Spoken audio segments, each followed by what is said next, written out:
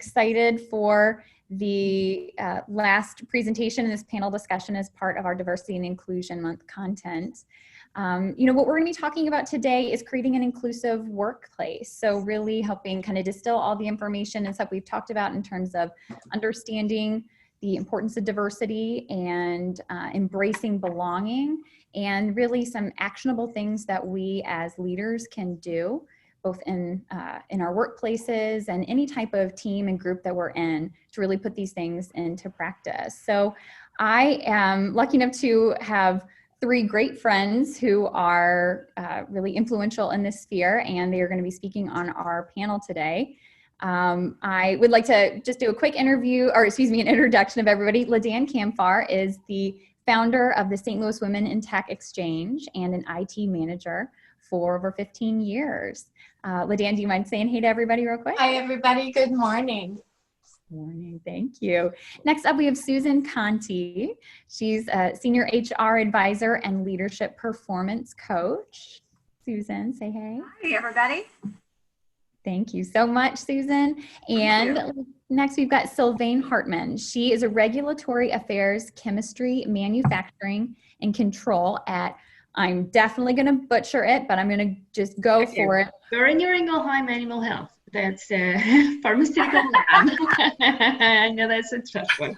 It is a mouthful for sure, and is reflective of Sylvain's international roots and experience. She's worked in a lot of different international countries. She has a beautiful French accent and has a lot of neat international experiences to bring to the table and perspectives to share with us as well for what some of the other companies are doing. So got a great group that we're here with today, so I'll go ahead and dive in. I want to start with Susan, and some of us, and I'll admit to being one of them, I'll sometimes hear the word diversity and admittedly will immediately think of race and gender. And those are super important factors that make all of us different from one another, and are really important factors for us to be aware of when we talk about diversity. But I was hoping you could kind of kick off, talk to us about what diversity really means. And if you can share with us some other types of diversity that we should be looking for, especially in our professional and social contexts. And as you're talking, I will pull up that graphic that we kind of talked about sharing as well. Yeah.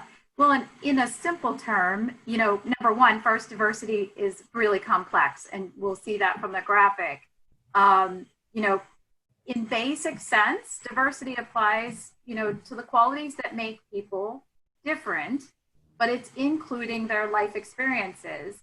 And there's layers to that dimension. So I love this graph for that exact reason, is the layers you can see here. You see organizational dimensions of diversity, you have external dimensions, and then you've got the internal dimensions up to and including a person's personality. So that's why when I said it's really complex, I think in some and many ways, that's what makes it a challenge for so many of us to kind of get our head around when we hear it. We all tend to go, oh, diversity. And I think it's because it is so complex. So, when you think of the cultural aspects of diversity, when you think of the socioeconomical even, like where somebody comes from, a combination of their gender, their age, their income, their education, the geographic aspect. So we have diversity geographically on our panel today, which is helpful for us. The academic, but then you start to weave in a person's beliefs, right? We have diverse beliefs around religion and politics, internal race, ethnicity, and sexual orientation. So it continues to get more complex. I think as I look at this graph and I think about my experience in human resources, and again, how we talk about what diversity is, the workplace culture brings and sets the tone then for companies as it relates to diversity. And it's setting the tone for employees to come in and determine if they feel comfortable enough to contribute who they really are in all those areas I just talked about, their beliefs, their academics, and where they come from. So that's how I look at diversity, and this graph just explains it on a really detailed level. Yeah, and absolutely. And, and I think about it, my previous life before I came to Rise was really in marketing. And this really helps me think about like how important it is, whether from a marketing standpoint, that's the lens that a lot of times I look at in public relations, but in any business and in anyone's role is thinking about, you know, as you're going to market and thinking about how you talk about your product and considering all of these different factors. And so I think about it from that lens, but even still, like if you're developing a new product and or thinking about the way a technology or an image is going to land and resonate with somebody, it's important to have all those different faces and voices and perspectives in the room, because even so much as when I thought of a diverse, I didn't necessarily think about past military experience being something that we should take into account, or position, grade, and seniority. You know, when you think about HR policies and company culture, I mean, when I really start thinking about it, is having the different voices in the room and the perspectives allows us to make sure that we're understanding both who our customers are, but also who's in our workplace, and really thinking about making sure that everybody is represented and their thought processes, the implications that they're going to feel about something. So I thought this was really powerful, and I'm glad that this really resonated with you as somebody who really focuses a lot on this particular area. Well, and as I kind of prepared for today, to be honest, like yourself, you have a kind of a window in which you look out at the world, and one of the challenges I wanted to put myself in was just, again, where is it today? I mean, every day it changes, but I know from the research I found and just interacting with more and more people about the topic, you know, it's evolved to this. It was D&I, and now it's ED&I, which is the equality part, which is really, really important. And we're slowly beginning to have much more conversation around equality in the workplace. It's been there forever, as we can, even thinking back to the 60s and looking for women and equality. But I think the conversations are starting to be more formal. So equality, diversity, and inclusion are becoming kind of the center focus for HR professionals, leaders, and businesses to want to step up and kind of rate where they are. Yeah. Absolutely. Fantastic. Thank you so much. So Susan, what are some of the opportunities once, you know, I kind of touched on some of them, you know, some of the additional opportunities a diverse team and organization has when they develop a diverse team? And also what's lost and what sort of challenges arise when you have a homogenous group? Right. Well, and again, a little bit of research, and I'm happy to share this with the audience and anybody that would like a copy. There's some great new, real, recent information. One of them I found was from Accenture. There was an article called Getting to Equal 2020. So again, it was around the hidden value culture makes. But then also McKinsey just recently launched a huge report, literally just a month ago. So I kind of drew from that and looked at it and said, you know, where is it as a priority today? And all the studies are still showing that generally Gen X culture or Gen Z culture are rating it still at 75%. It's that important to the culture and to the employees in our work cultures. So where it really provides an opportunity, it's the opportunity for everybody to feel seen and heard. When that happens, we know as professionals in both leadership and business that increases your employee engagement. And so if people feel seen and heard, and you can increase your overall engagement, your productivity is going to go up. So the opportunities are better performance as an organization, for sure.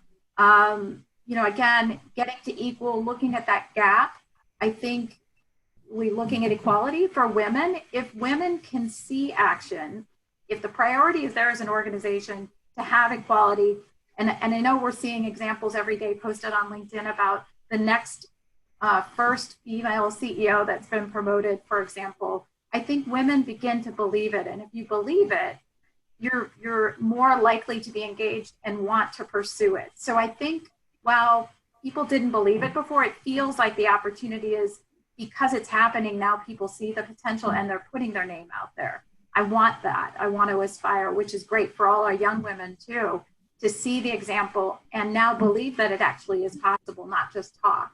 So I think that's a huge opportunity. So engagement, productivity, and all of that just boosts, you know, an organization's overall profits and benefits. And I think we learn. I know for myself as a coach, one of the reasons I coach is I want to see people maximize their potential. When we don't have diversity inclusion, we're not allowing people to maximize themselves. So to me, it's just such a shame to see it when it's not there. So the opportunities are to show it and take action and let people experience it. And then you said the second part was more around what happens when we don't, or right. Yeah. What's lost, really? Mm-hmm. Well, and I think that was another interesting, I thought that was a great question that you posed, that because what's lost and what I found in some of this research and just talking with others and seeing it in practice is at the end of the day, homogeneous groups are not as creative. So sometimes the outcome of a homogeneous group versus a diverse group is that it's easier, as we say, conflict is hard. So it's easier to come to a decision faster if we all think the same and act the same. Right. But what we lose is creativity. And so we take the easy answer instead of forcing ourselves to really stop and think and process and probably come out with a much more creative outcome as a diverse team as opposed to a homogeneous group. So I thought that information, I think, is fascinating to me about just, so the social example is if you go to a party and you naturally gravitate or walk over to a group of people who look the same as you and you know who they are and where they come from. So the reason you go is, number one, it makes you feel more comfortable. It's a lot easier than walking up to a group of brand new people you've never met and don't know where they come from. So I think that's the message for me in all of this. The opportunity is that it is hard, but we get so much more quality and better benefits by tackling something that's harder than something that's super easy and comfortable. So that's kind of the opportunity, I think. Yeah, and I think that's such a great point and something that I can definitely relate to. And I think because you're right, it is easier to, a lot of times that happens, that's why it happens when it comes to hiring too. You often end up hiring the person who you connect with. You're like, oh, I could see myself being friends with this person. And it's like, well, are you hiring friends, or are you hiring someone who's really going to add unique perspectives and values to your team and that doesn't necessarily always mean it's easy. Even Stacy will admit that she and I are total opposites, but it helps us definitely. And it isn't always easy arriving to the same results, but I think that's a really great point, that of the struggle's worth it. Right. Well, and I think the conversations become more complex, but the outcome then is going to be better because it is more complex. If you think about, again, things that are challenges that are super simple, we're not engaging ourselves to really challenge ourselves. So I think I'd rather have a team that's engaged into really complex situations to see how they think it through and to see the outcome. But I think also, again, studies show that the outcomes are better. So I think one way to try to distill that down as an organization is, let's not take the simple way out. Let's challenge ourselves. And as opposed to thinking about conflict, which is scary and hard, and we don't want to have the tough conversation, thinking about it as a challenge. Like, it is complex. Forget the word difficult, it's complex, but let's figure it out. And I think maybe that would lessen some of that fear. Absolutely. Yeah. I think this is really helpful. That's why I wanted to start with this, is really talking about defining and what diversity is and some of the benefits and challenges. But, there's a second half to the D&I, or I know you talked about ED&I, and that's the I part. And the difference between that is the diversity and the inclusion. And LaDan, you have a great analogy about the difference between the two, diversity and inclusion. So I was hoping you can kind of talk to us a little bit about what that mindset and that great analogy that you shared with me about the difference. And yeah, absolutely. And I stole it from Dr. Myers, but so they say diversity is when you get invited to a party. Everybody else is invited, you're invited, fantastic, you arrive. But inclusion is actually if you get asked to dance. And that's what I think is missing in a lot of different workspaces and workplaces that diversity and inclusion is just numbers for them, because the numbers are there, but it's really feeling wholeheartedly that you are included at every level, at every promotion, and every discussion, and you feel like you belong to that workplace. That's really, really key. Absolutely. So one of the barriers to that, and sometimes to getting the numbers in the right place for the diversity, for those who think from that standpoint, but also that true feeling of inclusion, is this concept of unconscious bias. Yeah. So I'd love for you to talk to us a little bit about how that what it is, how it stands in our way, and where it comes from. And I'll go ahead and pull up some slides that we had talked about. Yeah, if you want to pull up the slides, I'd be happy to share. So I got really fortunate to share and teach unconscious bias as the first class, and then breaking bias as the second one to my previous workplace. That was really, really insightful to really see how are others in a very, very safe environment that you can actually speak black and white and speak men and women, to really, really, what is the conversation about? I loved how, Susan, you mentioned that it's not even difficult, it's really complex. And one of the things that really, really helps us even be okay with that complexity and take that on is that really openness of an organization. How open are we to really accept the differences and communicate about it?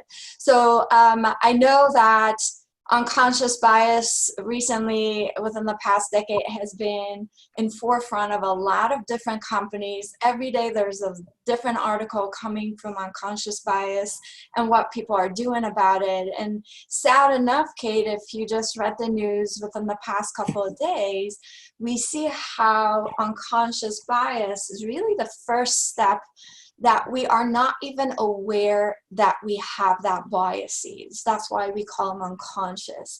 It's really not what you see, for example, in the news with the cup kneeling down. That's really taking it to the level 2 and 3, and there's other names for it. But Harvard actually has a test that is free, everybody can take. They have maybe 20 different things that you can take a test, and it will tell you if you have unconscious bias or not and what level you have. So if you go to the next slide, I want to share with you what it is. So our brain has 2 modes. And the first mode you see in the purple is really the mode that is there because we're human beings. We're supposed to protect ourselves. It is necessary. It's not necessarily a bad thing. It's just there. It's a very natural mechanism that human beings have to protect themselves and their families, their intuition. It's that immediate reaction without thinking that comes to your mind, Kate, when you see a person with a gun standing behind your door in the dark, right? You don't assume, oh, it's a policeman checking on me, right? So your first reaction. So Kate, I'm going to do an exercise with you ladies. If I say 4 plus 2 plus 2, do you have to think about the answer or it just comes right to you? Pretty sure, yes. I think yeah, so that is really your unconscious way, mode 1. It's very effortless. It's innate. It's very speedy. You don't have to think about it. Now, instead of 2 plus 2, I say, can you tell me how many windows the house you grew up as a child had? Does that come to you innately? No, I can No, picture. you have to think about it, right? You have to count it. You have to think about it. So that is really our mode 2. That's where you need to concentrate. You have to have patience. You have analytical and a lot more maturity mixed in. So those are really the 2 differences. And we all have it, Kate. We all have it. There's nobody who can say, oh, I don't have any unconscious biases, because we do have it. So let's do an exercise. You want to do a practice with me? Let's do it. Yes. All right. So I want to give you guys about 10 seconds. And here, what do you guys see in this image? Just shout out or put it in the chat and comments. I think maybe I see some teeth, the mouth maybe in the bottom left. Oh, here we've got All right. Awesome. a I have very good sharing. skeleton. It's a skeleton. I'm lost. I can't see anything. Modern All art. right. Yeah. So because you don't have any unconscious biases on this one, now let's show you what it actually is. It's not a skeleton. It's actually a cow.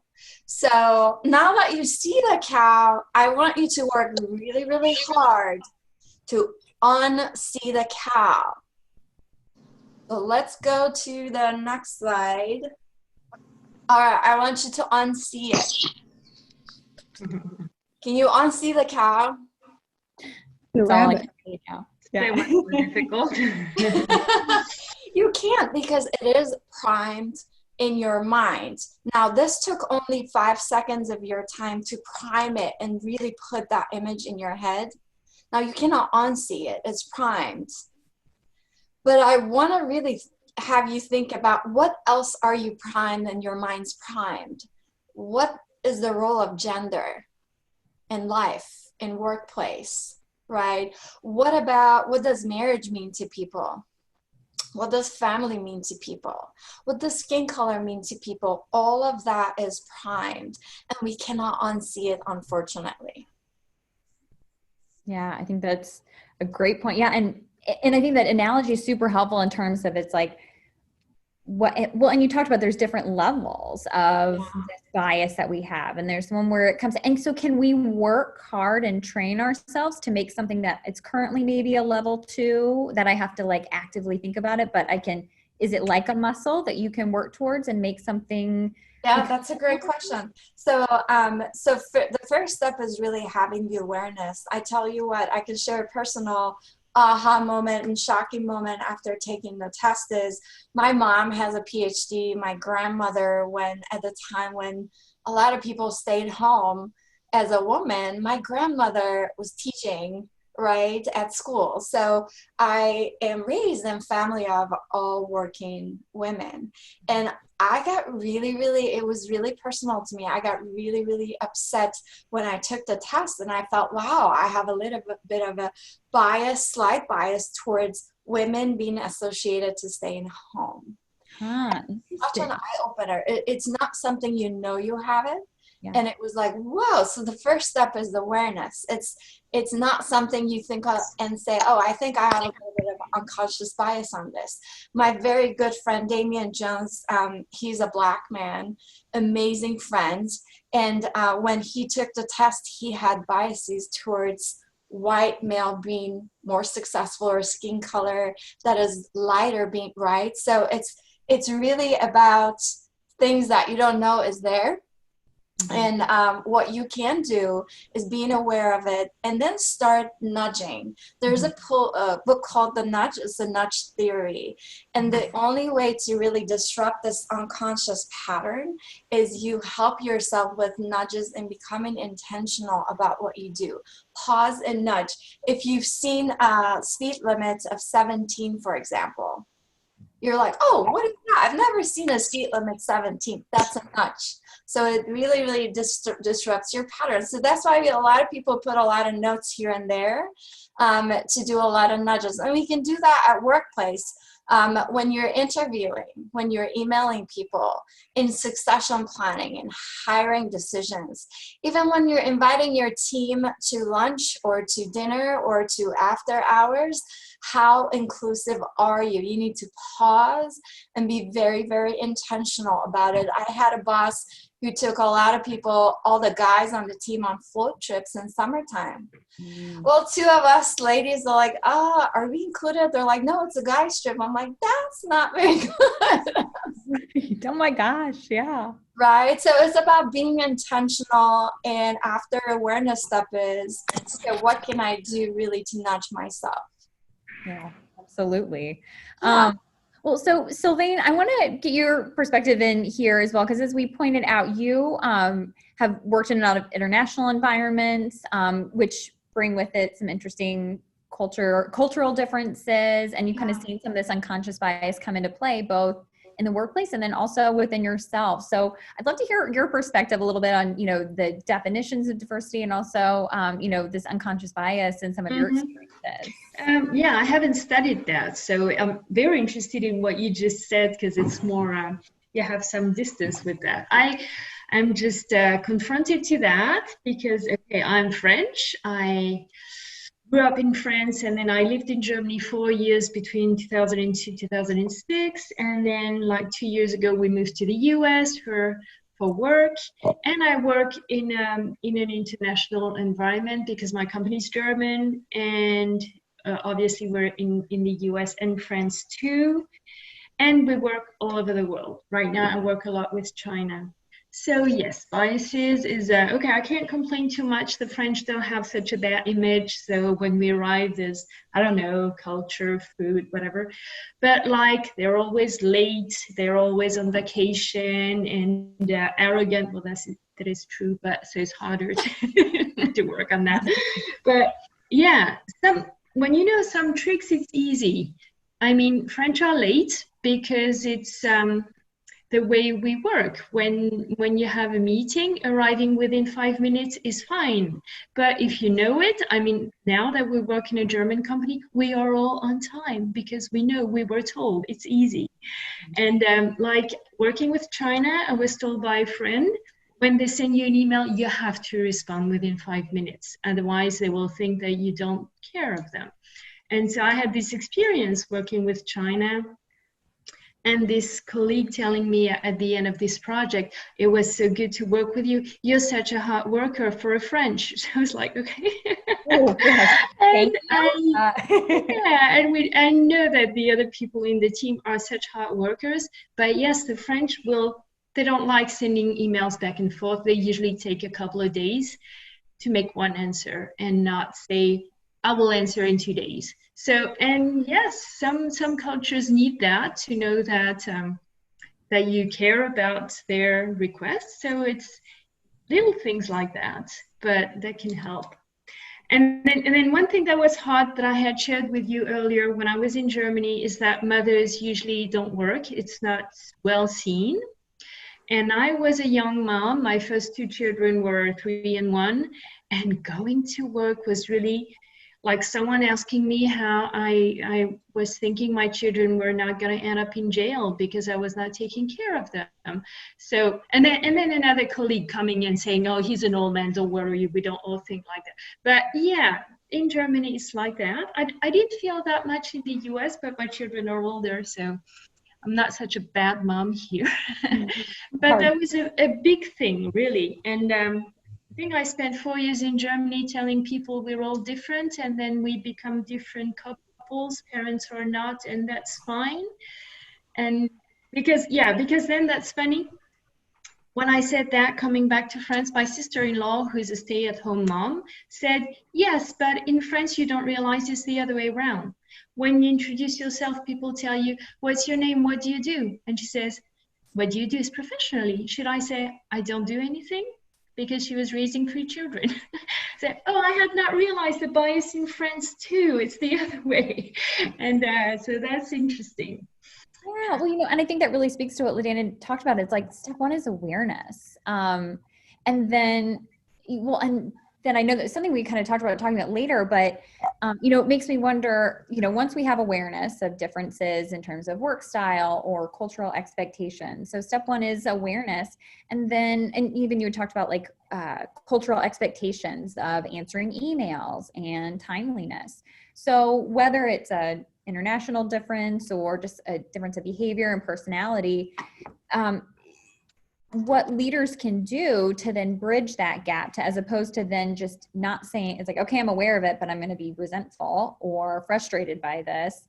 Is it addressing things as a team and calling out, helping raise awareness to somebody else? And how do we bridge and have those conversations in a way that doesn't feel uncomfortable or disrespectful or something on those lines so that it can lead to inclusivity as opposed to only reinforcing an unconscious or a bias against something? LaDanna, does that, how does that resonate with you in terms of some ways that we can have some of those types of raising awareness conversations? Yeah, no, I absolutely agree with you. Originally I'm Iranian, and there are a lot of questions in people's mind about somebody who's Iranian, right? There has been time at workplaces, not needing to name names, that I walk in and people say, "Oh, you got bombs on you." It was like immediate, right? So I have found that my best way is I'm a walking teacher of the culture and sort of helping people answering all of their questions. So I'm always inviting everybody to ask questions. I have pictures to show. So I think awareness is number one, but also just being open to learn more. Maybe that person or that group or that community can really, really help you. Now, if I meet with Sylvan and I'm like, oh my gosh, yeah, French are awesome, right? So just like you, I've heard a lot of times that, oh, you don't look like an Iranian. And I'm like, have you met one before? And they're like, no. I'm like, okay, this is it. Now you have met one, but yeah, it's about, as Susan mentioned, it's about that openness for that unfamiliar, openness that not everybody has to be just like me, and let me just learn more about them, and maybe that would change my mind. Yeah, or maybe like sharing or sharing that awareness discovery in yourself of like, and I think it can be a vulnerable feeling, being like, oh, hey, I'm aware that I didn't think you look like an Iranian, or oh, Ladan, I thought all French people are late, but I've identified this in myself. Talk to me about, where do you think this comes from? Or just kind of leaning in and exploring that and talking with someone when you have the opportunity to talk with someone who has a different skill set or perspective or style than you. Or Susan, I'm seeing you nodding a lot, and I know we talked about this, and you've done a lot of work around this, and the importance of working with a company, especially in the HR, from an HR perspective, of creating a culture of inclusivity and making it safe for someone to feel vulnerable and for employees to have these conversations. And then even, we're talking about leaders and managers,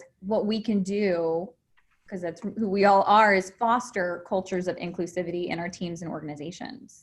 Yeah, I think, it's interesting because, being a part of an executive team and knowing how every year you set aside, and you have your own executive team at Rise, and each year you prioritize and strategize around what your objectives are going to be. And I think we hear a lot of people in social media put EDI, or diversity and inclusion, up there at the top of how important it is to them. And that's one way to get it started, is by saying you're going to do it and that you have a focus on it. But I think the other thing is, the reality then comes, though, again, how do we practice it? So one awareness factor is, I think what I've experienced is leaders are terrified. So I think one thing that we have to recognize is our leaders are out front, and they're the ones that are going to be implementing these strategies, but they're probably terrified. There's an element of fear of saying the wrong thing, addressing someone incorrectly. So I think we have to start with helping the leaders and managers understand, encourage them, support them, make sure they understand, get the advice and training they need, so that they're comfortable out there in the front implementing these actions.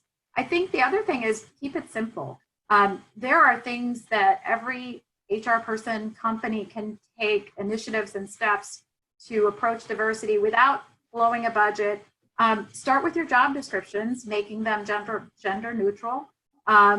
Think about how you resume screen. I think it was Ladan that mentioned that, in terms of trying to remove that unconscious bias. Train your interviewers, give them some fun little tips and tricks on how to do that, to not look at resumes and know that a name that might look Iranian or African American might sway your opinion. Try to teach your leaders not to let that be a bias that stops getting somebody in the door to interview. So I think those are the simple things. But then the third one I like to mention too is involving your employees. It takes general inquiry, builds trust, and building relationships. So the first thing I would encourage a leader to do once they get comfortable addressing the topic of inclusion is just sit and ask your employees. seek to understand what kind of challenges are they personally facing in their everyday when it comes to the practices or behaviors of the company, to better understand what you're doing to the employees right now today that you could maybe influence or change. So example is, again, Layden mentioned a great example of, hey, all the guys are going floating. I know growing up in my experience, it was always golfing. All the guys went out and golfed, the sales team, and and often the women in some organizations were left behind. I don't think it's as much today as it used to be. But so if that's the case, and you go out and ask your employees, help us understand what practices and behaviors that we have in place that make you feel uncomfortable or make you feel like you're not able to contribute or participate, and then go and resolve those. And so it's simple ways to kind of help your leaders, help your employees. And I think if you help everyone feel more comfortable with that fear, then ultimately you can start building a more positive, inclusive environment. So it's a lot less about, the companies that put out the mantra. It's kind of like having a mission and vision. It's really great if you put it and post it, but if you don't live it, it's kind of, it's just a lot of words on a page. So those would be my suggestions. Yeah, no, I think those are all really actionable type things that we can put in place. Right. Yeah, I think that's great. And then I think something that you had touched on and something we've talked about, and LaDan, is creating groups and safe spaces for people within an organization to connect with each other over commonalities, but then also, that groups can come together and it may be coming to, if you're an outsider of a group, so that you can better understand or relate or understand. Talk to us about, I know you have direct experience with creating groups like that. In particular, the STL Women in Tech and other groups that you've been involved with. Talk to me about what the benefits that provides and your experience with that. Yeah, absolutely. So in St. Louis Women in Tech Exchange, we're about over 1,400 member meeting every single month. And it's really opening up in a place where we can all share commonality of our experience. We can all share stories of what is stopping us or what is really pushing us forward, sharing tips and tricks. So it's been tremendously helpful, Kate. What I would say, taking it to the next level, is really inviting people outside of that group of diversity to really share and learn from one another. I remember one of our speaker series, we talked about confidence, and I actually invited men on our panel because I wanted everybody to hear from a man's perspective of how would women of confidence look like, or also share about what are some of the struggles that men have and that imposter syndrome and whatnot. And we all learned that, it's not just women feeling this way, it's actually everybody, right? So it was really an eye-opener, but really trying to learn from one another in another group. Again, as you mentioned, awareness. What do we do about it? It's like, go become a member of all of these networks. I know I have Become an Ally or a member to just go and listen to the conversation and really, truly try to understand what it's about and what are people about. And if we all have anything that is even a question, I think it's a lot better to go and ask somebody genuinely and have a discussion and share rather than keeping it to yourself and possibly pushing it to the next generation.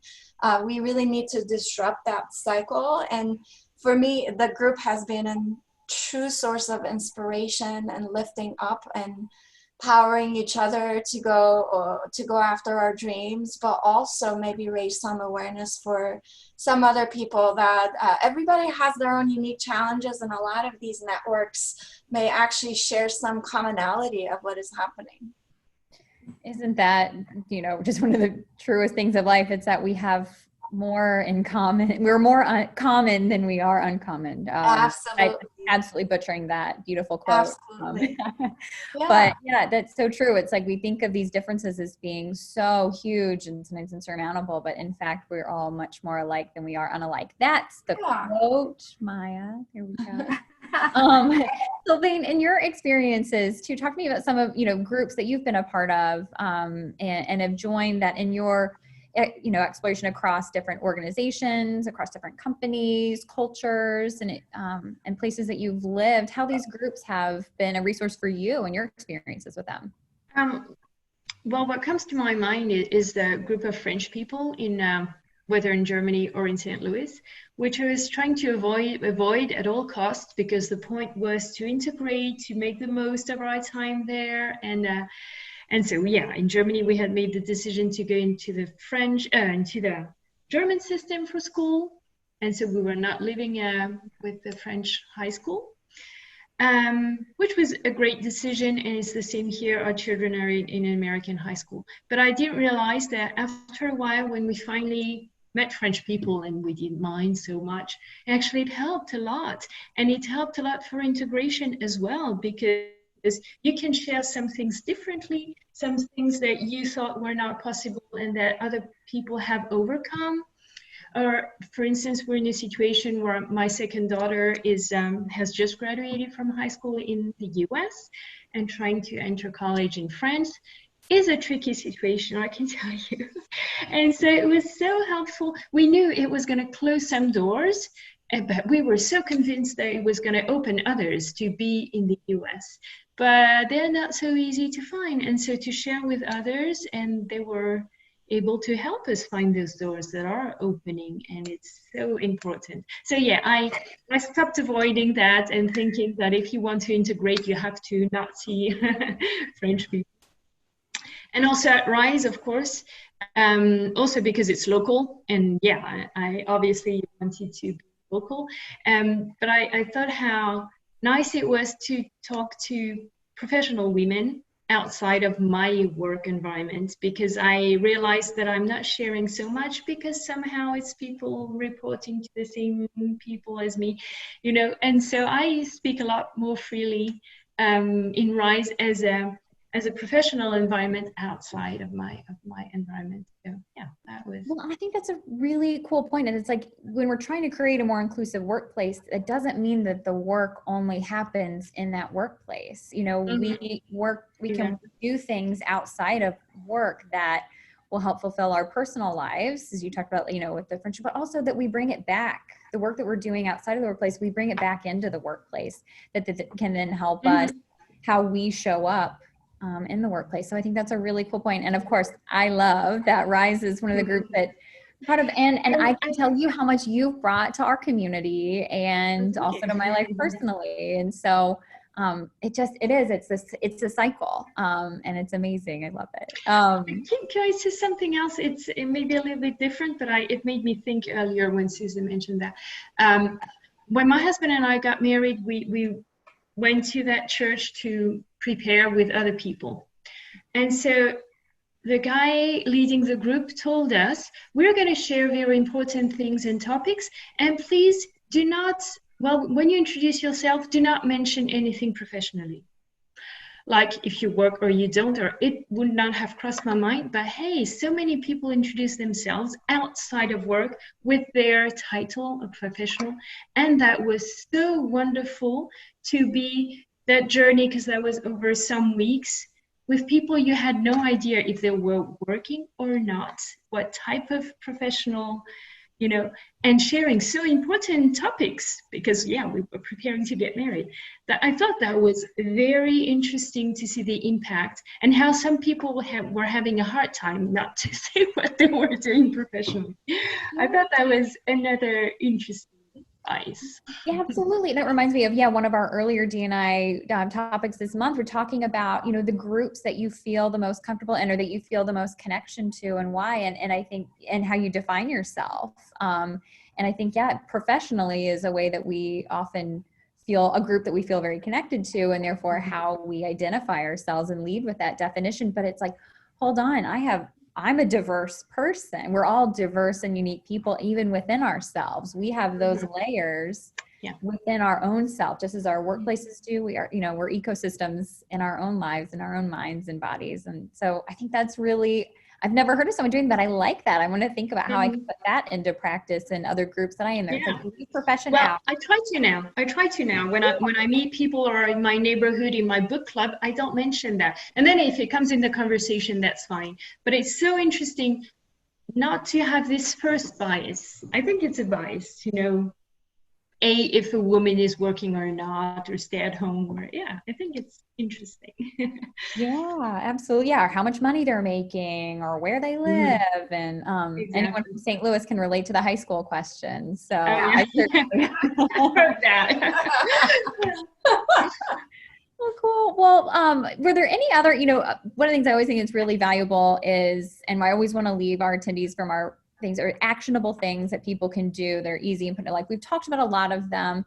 But before we leave, just any other things that are on your mind, Susan, Sylvain, Lidan, any things that either we haven't talked about or you want to make sure we reinforce are things that our attendees can do today to start making work on both diversity and inclusion and making an impact in their workspaces or even in their personal lives.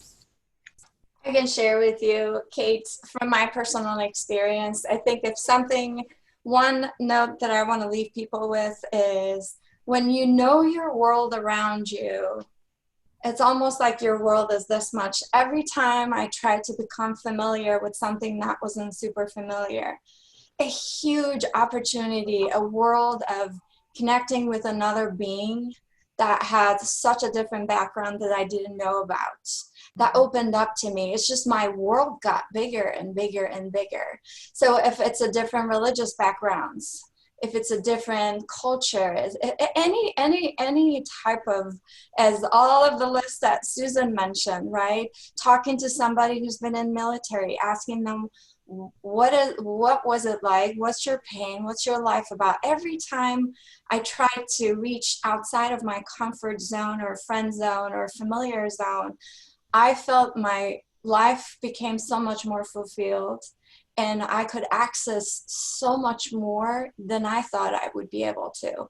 So I guess the thought is, it's unknown to you, but I promise you there's a wealth of life waiting on the other side if you just open yourself up to reach out and learn about other people of different diversity that you don't have. That's And powerful. yeah, I totally subscribe to that, Lidan. And I will say that our contribution, and I think this is what you mentioned, Susan, before, you can do that by testifying, by being yourself, by saying you're Iranian or I'm French or whatever, and so that you open the world to people, and maybe then they will open themselves more easily if you do that, because so much of the problems of the world come from ignorance of the others, or you fear because you don't know.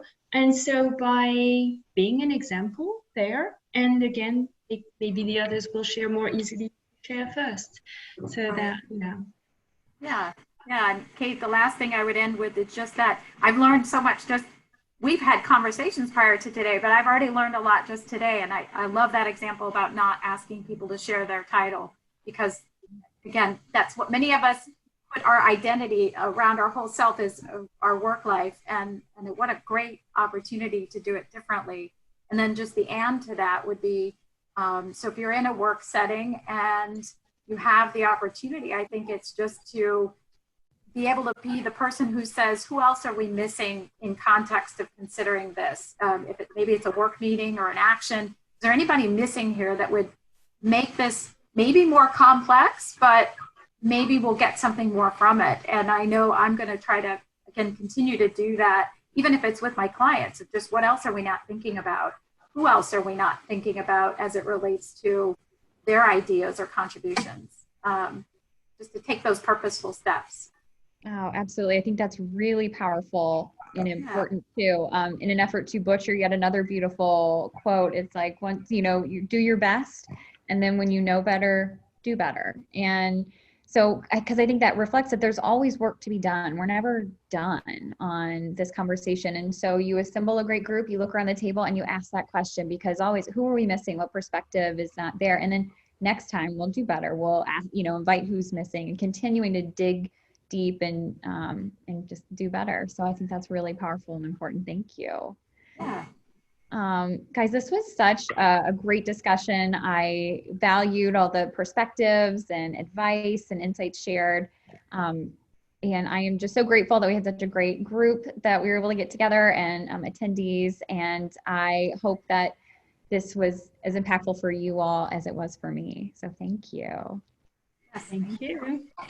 Thank you so much. I learned so much as well, Kate. What a great opportunity to be with all of you on the call this morning.